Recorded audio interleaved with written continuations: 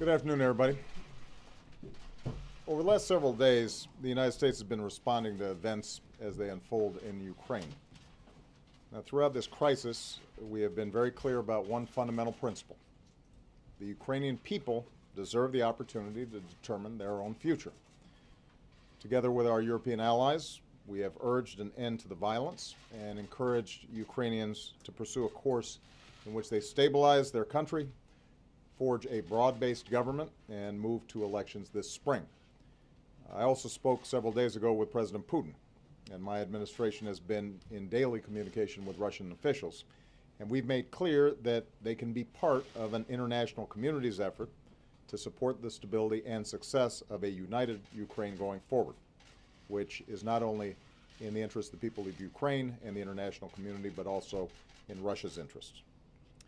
However, we are now deeply concerned by reports of military movements taken by the Russian Federation inside of Ukraine. Russia has a historic relationship with Ukraine, including cultural and economic ties, and a military facility in Crimea. But any violation of Ukraine's sovereignty and territorial integrity would be deeply destabilizing, which is not in the interest of Ukraine, Russia, or Europe. It would represent a profound interference in matters that must be determined by the Ukrainian people. It would be a clear violation of Russia's commitment to respect the independence and sovereignty and borders of Ukraine and of international laws. And just days after the world came to Russia for the Olympic Games, it would invite the condemnation of nations around the world. And indeed, the United States will stand with the international community in affirming that there will be costs for any military intervention in Ukraine. The events of the past several months remind us of how difficult democracy can be in a country with deep divisions. But the Ukrainian people have also reminded us that human beings have a universal right to determine their own future. Right now, the situation remains very fluid.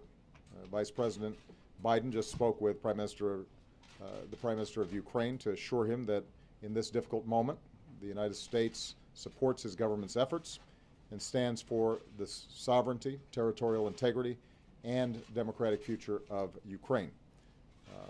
I also commend the Ukrainian government's restraint and its commitment to uphold its international obligations.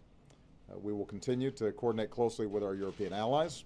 We will continue to communicate directly with the Russian government, and we will continue to keep all of you in the press corps and the American people informed as events develop.